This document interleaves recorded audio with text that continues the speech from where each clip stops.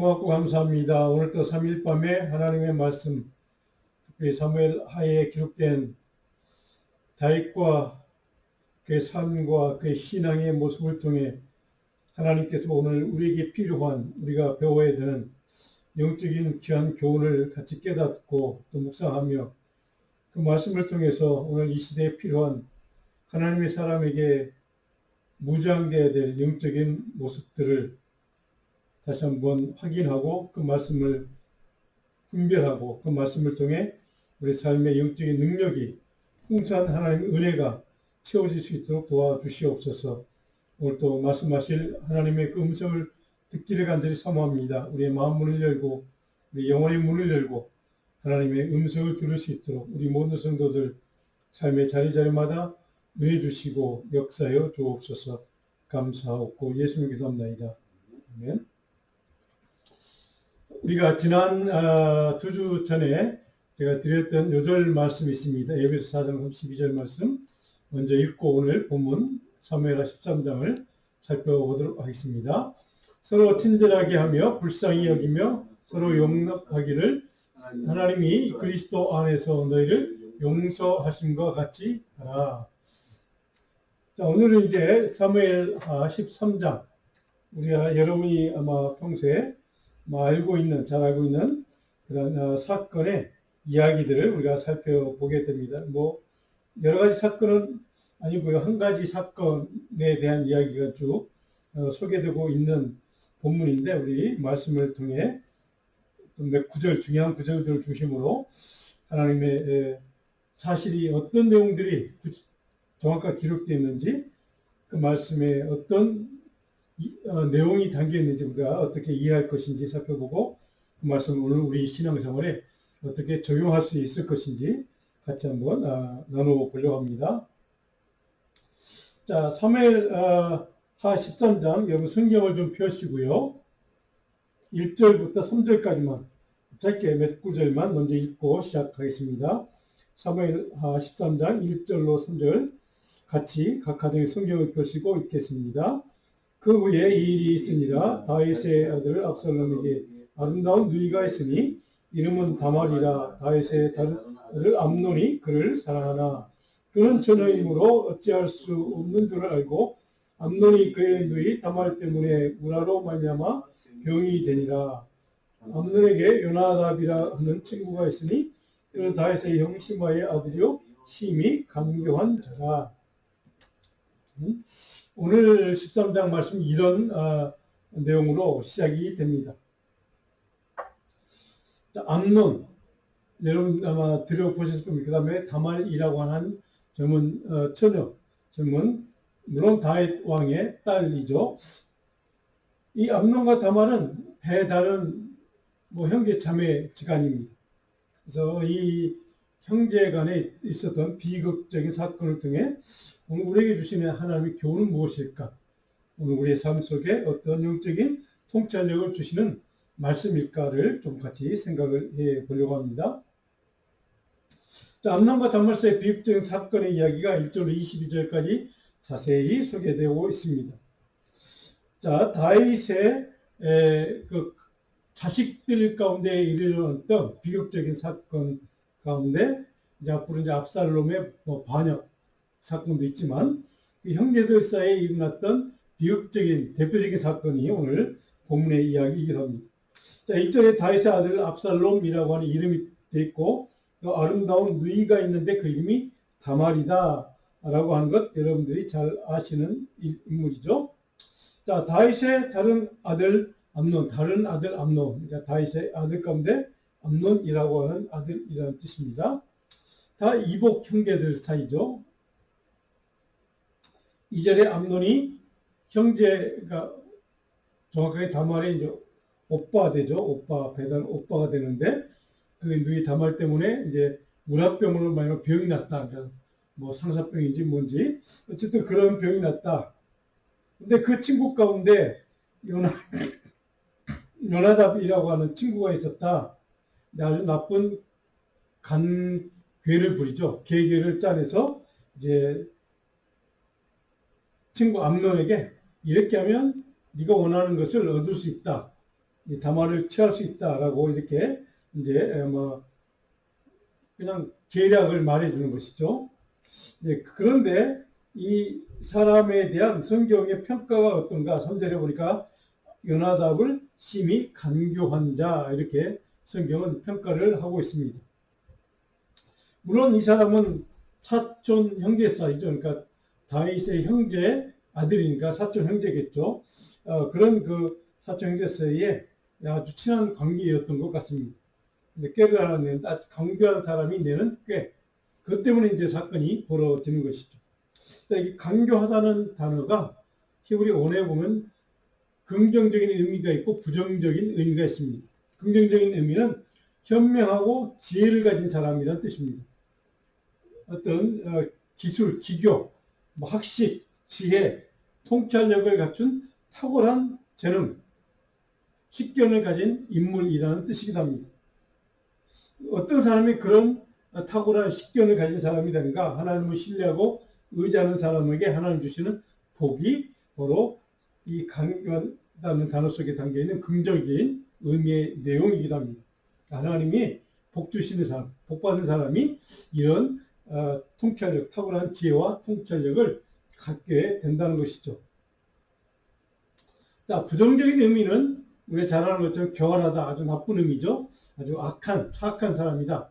뭐 그런 뜻입니다. 여러분 잘 아는 의미입니다. 자, 그런데 이게 왜 악하게 되는, 사악하게 되는가? 하나님 주신 지혜와 통찰력을 악한 사탄에 붙잡혀서 악한 일에 사용되는, 그럴 때 바로 부정적인 의미에서 교활한 사람이다라고 하는 의미로 이 단어를 사용하기도 합니다.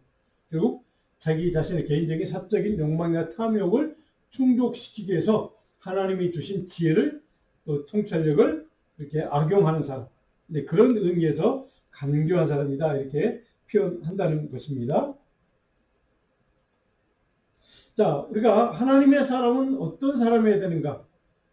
어떤 중심을 붙들고 어떤 가치를 붙들고 살아야 하는가를 바울 사도가 에베소서 5장 15절로 17절에 이렇게 우리에게 가르쳐 줍니다. 같이 한번 읽어볼까요? 너희가 어떻게 행할지를 자세히 주의하며 오직 지혜 있는 자 같이 하여 세월을 아끼라. 때가 악하니라. 그러므로 어리석은 자가 되지 말고 오직 주의 뜻이 무엇인가 이해하라. 분별하라. 자, 하나님의 사람은 어떤 가치관을 가지고 살아야 하는가?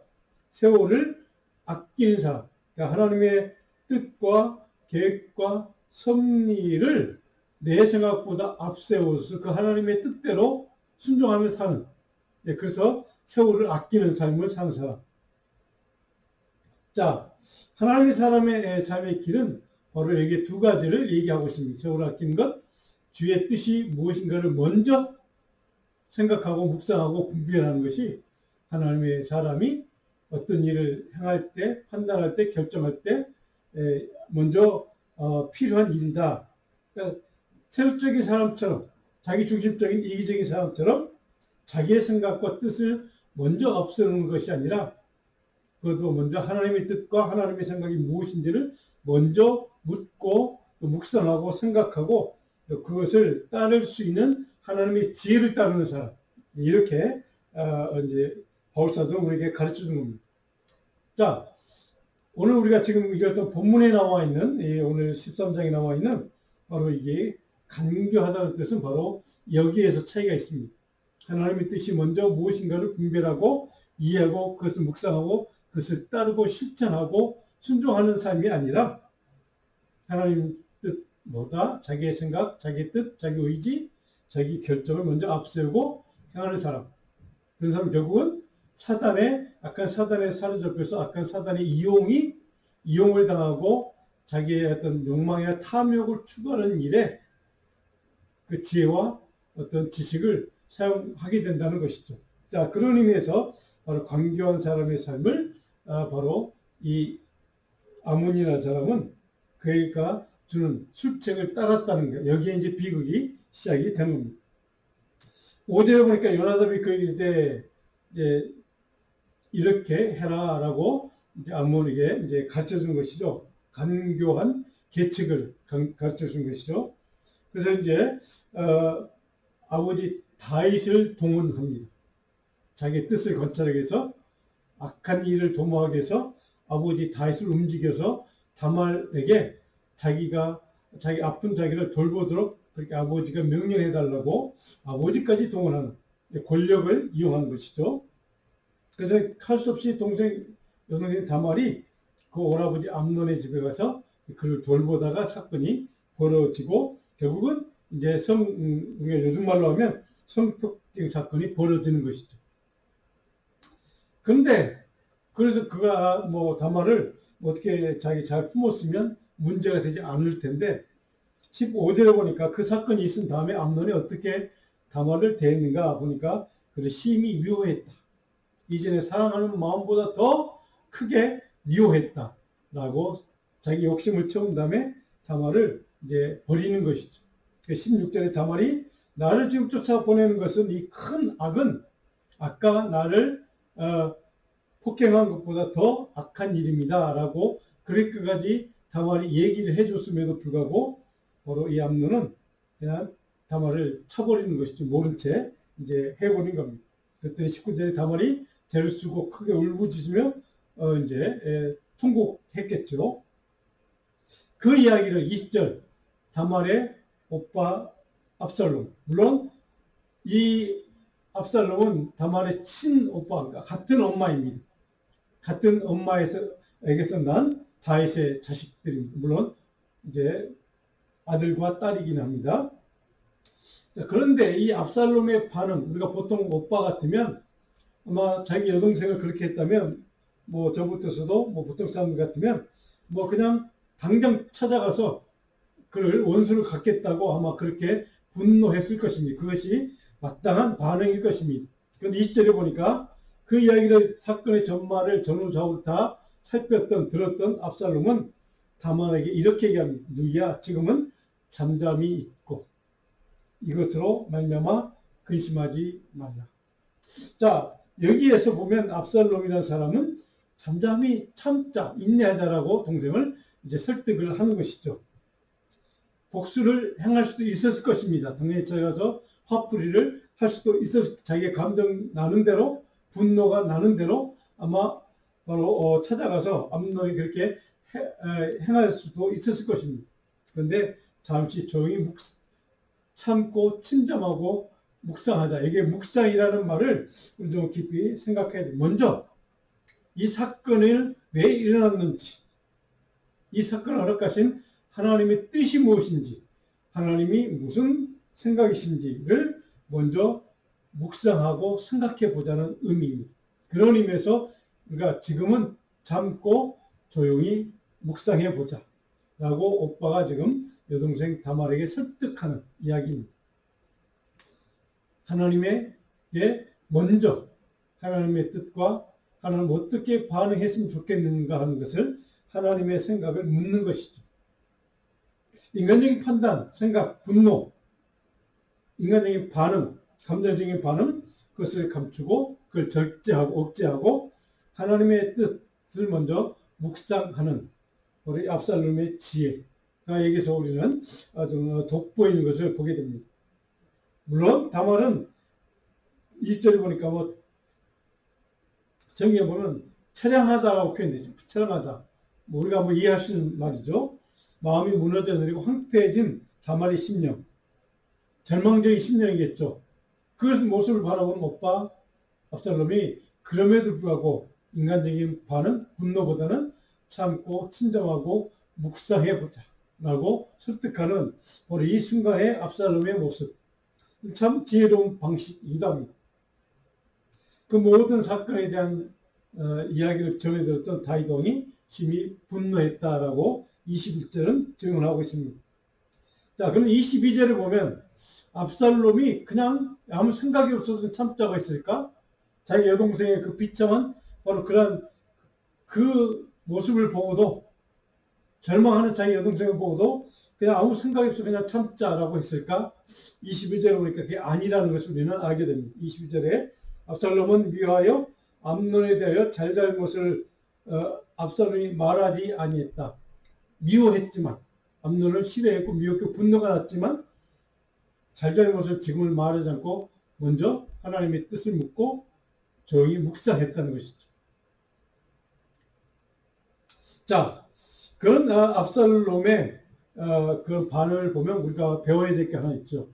아무리 분노하고 화가 나고 어떤 정말 가만히 있을 수 없는 그런 상황일지라도 어떤 일이 벌어졌을 때, 어떤 사건이 일어났을 때 먼저 우리 크리스찬들은, 하나님 사람들은 그 일에 대한 하나님의 뜻이 무엇인지, 어떻게 반응해야 하는지, 무엇을 하나님이 내게 어떤 반응을 원하고 무엇을 기대하시는지, 무엇을 알기 원하시는지, 깨닫기 원하시는지, 어떤 하나님의 뜻을 분별하기 원하시는지를 먼저 생각하고 묵상해야 되는 것. 이것이 하나님의 사람들이 어떤 사건이 벌어질 때 먼저 해야 될 일, 지혜로운 하나님의 방법이라는 것을 우리는 여기서 깨닫게 됩니다.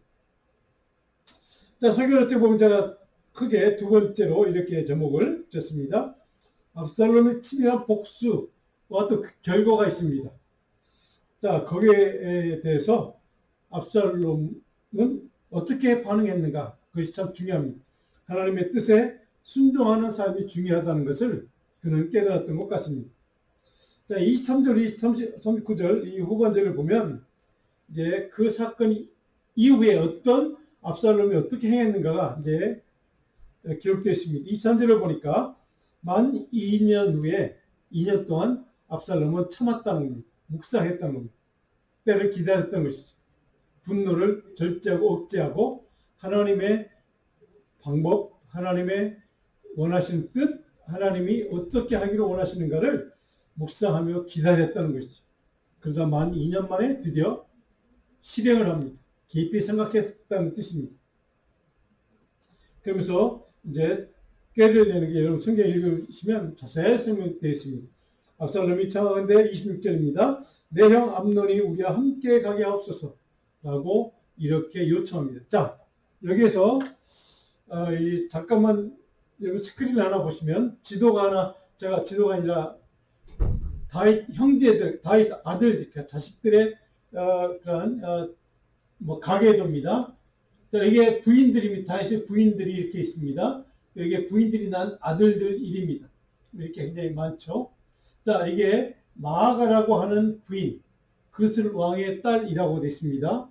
그 여인에게서 난 아들이 압살롬이고 그 여인에게서 난 딸이 다말입니다. 그러니까 압살롬과 암논은 지금 전혀 다른, 배가 다른 형제라는 뜻입니다. 물론 우리가 잘 아는 뭡니까? 뭐 여기 나오면 다음에 이제 계속 등장을 할 겁니다. 바세바라고 하는 여인이 낳았던 아들들 이름이 쭉 있습니다. 솔로몬이 이제 그 중에 이렇게 있죠.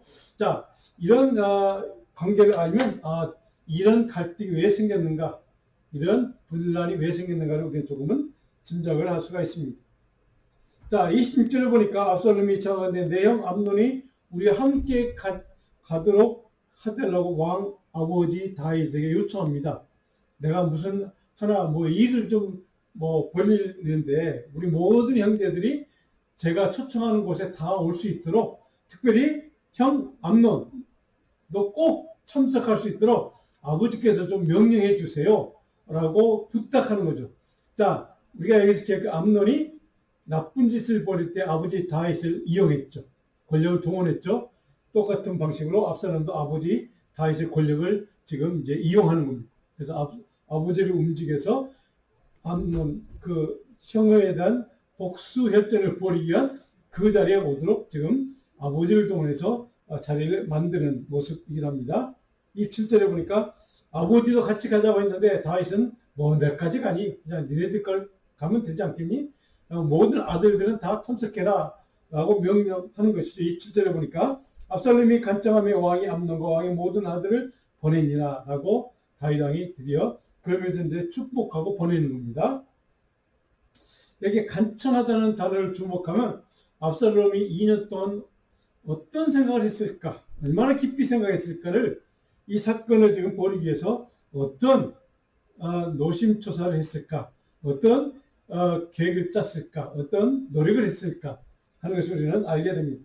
간청했다. 자기가 원하는 것을 널리 사람들에게 알리기도 하고 자기의 뜻을 관철시키겠다는 결연한 의지를 표현한 단어가 여기에 간청했다는 단어 속에 들어있는 뜻입니다. 그만큼 이 사건을 자기 여동생 다말을 위해서 암논에게 징계하기 위해서 2년 동안 깊이 묵상했고 또 계획을 잘 짰고 그만큼 자기의 생각을 관철시키는 노력을 했다는 것이죠. 어쩌면 압살롬은 지금 하나님의 뜻이 무엇인지 하나님의 계획이 무엇인지 왜 그 사건이 벌어졌는지를 깊이 묵상했고 생각했고 하나님이 어떻게 했으면 좋겠는지 하나님의 지혜를 물었고 또 하나님이 어떻게 원하시는가를 반응을 또 물었을 것입니다. 그리고 철저하게 준비했을 것입니다.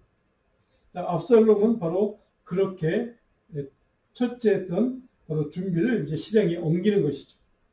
본문 28절에 보니까 압살롬이 이미 그의 종들에게 명령해서 이제 암논을 치라. 그러니까 그 형제들이 여럿이 있지 않았습니까? 우리가 아까 살펴본 것처럼 그 많은 형제 중에 딱 암논만 딱 지적을 합니다. 암논만 쳐. 이렇게 자기 신하들에게 명령하는 것이죠. 자, 32절을 보면 다윗의 형 시마의 아들 요나답이 이제 아버지 다윗에게 이렇게 변명합니다. 아버지가 듣기로 소문에 듣기로 압살롬이 자기 아들들을 그 형제들 전체를 다 죽였다라는 소문이 아마 돌았던 것 같습니다. 물론 압살롬의 목적은 암논을 죽이는 것이었죠. 그랬더니 다른 형제가 아버지 다윗이 걱정하는 것을 듣고 요나답이라는 그 아들이 압살롬의 누이 다말을 욕되게 한 날부터 이 계획을 압살롬은 준비했고 짰고 묵상했고 이렇게 대답을 해주는 겁니다. 그래서 압살롬이 욕되게 한 그날부터 결심한 일, 결단한 일, 그만큼 굉장히 2년 동안 깊이 묵상하면서 압살롬이 얼마나 준비했을까, 철저하게 이 일을 위해서 암논을 징계하기 위해서 얼마나 노력했을까 하는 것을 우리는 볼 수 있게 됩니다. 물론 그 사건 이후에 압살롬은 그 이후부터 이제 도망자 신세가 되고 맙니다. 그리고 결국 우리가 앞으로 살펴보겠지만 아버지 다윗과 척을 지게 되고 이제 반역을 일으키는 그러한 아들이 되고 맙니다. 자, 38절 마지막 부분에 보면 압살롬이 도망하여 3년 동안 이제 이민자 생활, 도망자 신세를 면하지 못합니다. 3년 동안 떠돌이 방랑 생활을 했다는 것이죠. 그런 3년 동안에 그 아들이 방랑할 때 39절 마지막에 보니까 다윗은 어떤 마음이었을까? 그렇게 떠나보낸 아들, 그 아들을 향해서 어떤 마음으로 3년을 보냈을까? 다윗 왕의 마음이 압살롬을 향하여 간절하니 보고 싶기도 했겠죠. 자기 아들이니까. 암논이 이미 죽었으므로 왕이 위로를 받았습니다. 자, 간절했다는 단어가 여기서 우리가 조금 주목해야 될 단어입니다. 여기서 이 간절했던 단어의 본래 의미는 결심을 확정했던, 그러니까 결단했다는 뜻입니다. 죽은 아들 암논이 이미 죽었으니까 도망자 신세가 되고 있는 내 아들, 그 압살롬에 대한 애정을 다시 3년 좀 지나니까 회복이 된 것 같아요. 다윗 마음속에. 다윗의 마음 중심이 인간적인 감정, 이제 자식에 대한 사랑이겠죠. 그런 사랑, 뭐 그런 것이 이제 조금씩 드러나면서 부각되면서 이제 압살롬을 이제 보고 싶기도 하고 뭐 이랬던 마음이었던 것 같습니다. 근데 여기서 중요한 우리가 생각해볼 주제가 있습니다. 압살롬은 다윗 입장, 아버지 입장에서 자기 또 다른 아들을 죽였습니다. 물론 나쁜 짓을 한 아들이죠.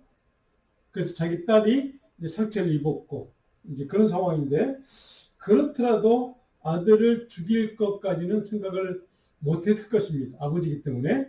근데 그 형제가 물론 이 암논의 동생 뭐 서열상으로는 동생이 그 이제 형을 복수를 한 것이죠. 그것 때문에 미움도 있었을 것입니다. 근데 3년 동안 시간이 지나면서 다윗의 마음속에 그 마음이 점점 녹아지고 이제 이 압살롬을 용납하는 이제 받아들이기 시작한 것 같습니다. 자, 여기 과정 3년 동안의 과정 가운데 다윗의 마음속에 바로 우리가 기억해야 될 것은 3년 동안 시간이 지나면서 흐르면서 다윗의 마음속에 압살롬에 대한 자기 다른 아들을 죽였다는 그 미움보다는 하나님의 뜻, 하나님의 말씀, 하나님의 생각, 이것이 더 중요하다는 것을 깨달았던 것 같습니다. 그 사건을 통해서 바로 내가 그 아들, 방랑생활하고 있는 떠도생활하는 그 아들에 대한 그 미움과 그러한 그 분노보다는 그를 품고 그 사랑을 포용하는 긍휼을 베푸는 것이죠. 그런 마음으로 더 가득 찼지 않았을까 하는 것이죠. 그래서 영적으로 더 다시 깊어지고 성숙해지는 그런 시간이 지났기 때문에 간절한 마음으로 압살롬을 이제 보고 싶어 했고, 그를 용서하는 마음으로, 그를 용납하는 마음으로 그를 이제 받아들일 준비가 되어 있는 그런 상황. 그러니까 그런 의미에서 우리는 다윗이 그런 시간들을 지나면서 아들을 잃으면서 또 다른 아들은 멀리 유랑생활을 하는 그런 비극을 경험하고, 또 다른 딸은 정말 피 빼진 심령으로 살아야만 됐다. 깊은 상처를 안고 살아야 했던 그 상황. 그러니까 자식들 간의 이런 분쟁, 분란, 형제 간의 어떤 비극적인 상황을 통해서 영적으로 다윗 또한 깊어지고 성숙해지는 그런 마음이 아니었을까 하는 것을 우리가 생각해 볼 수가 있습니다. 우리 크리스찬의 삶이란 바로 오늘 다윗에게 보는 것처럼, 또 우리가 아까 보았던 압살롬에게서 본 것처럼, 먼저 우리가 깊이 생각해야 될 것이 무엇일까? 우리 스크린을 보시면, 성경을 떼보시면 제가 해석이라고 해서 몇 가지 적어놓은 게 있습니다. 같이 한번 읽어볼까요? 암논에 대한 분노의 마음을 절제하고 감정적 반응을 참고 인내하고 자제한 압살롬과 다말의 상황 우리가 이미 살펴보았습니다. 그 다음 볼까요? 분노의 상황에서 다말과 오빠 압살롬은 먼저 잠잠하게 하나님의 뜻을 묵상했던 사실을 우리는 기억해야만 합니다. 바로 그것이 아버지 다윗도 압살롬이 3년 동안 방랑생활을 할 때, 그 3년 동안 깊이 다윗도 아마 하나님의 뜻을 묵상했지 않았을까 우리가 생각을 해볼 수가 있습니다. 마지막으로 인간의 생각과 판단과 반응보다는 하나님의 뜻과 계획을 묵상하고 깊이 생각하는 것이 우리 크리스찬 사람들에게, 하나님의 사람들에게 중요한 어떤 문제를 만났을 때, 분노할 상황이 생겼을 때 그렇게 하는 것이 우리에게도 필요하다는 것을 우리는 배우게 됩니다. 자, 결론적으로 오늘 적용할 수 있는 교훈은 뭘까? 제가 몇 가지 적어놨습니다. 같이 읽어볼까요? 하나님의 뜻과 계획과 말씀보다 내 생각, 내 판단, 내 뜻을 더 중요시하고 우선시하는 어리석은 삶을 포기하고 하나님의 기준, 원칙, 뜻, 섭리를 먼저 잠잠히 묵상하고 구별하는 것이 우리 신앙생활에 성숙해지는 길이라는 것을 깨닫게 됩니다. 자, 두 번째로, 그리고 자기 마음과 생각과 뜻과 계획을 바꾸고 하나님의 더 크고 위대한 뜻, 계획을 통해 평안과 위로를 얻을 수 있음을 우리는 기억하면, 다윗이 바로 그 마지막 구절을 살펴본 것처럼 바로 그런 마음이 생겼기 때문에 압살롬을 이제 용서하고 받아들일, 용납할 준비가 됐지 않았을까, 그렇게 생각을 해볼 수 있다는 것이죠.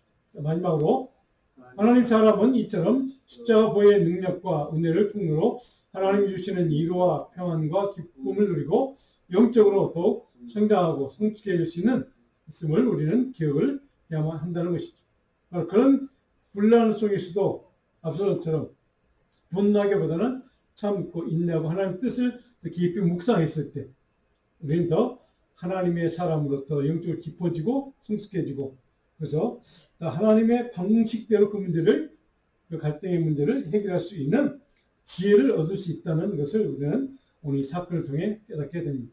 자, 묵상 과제 한 가지를 여러분에게 드렸습니다. 이 본문 말씀 다시 한번 깊이 읽어보시고 또 오늘 묵상 과제를 여러분들 깊이 묵상하시면서 영적인 교훈과 영적인 하나님이 주시는 지혜를 깨닫기를 원합니다. 기도하겠습니다.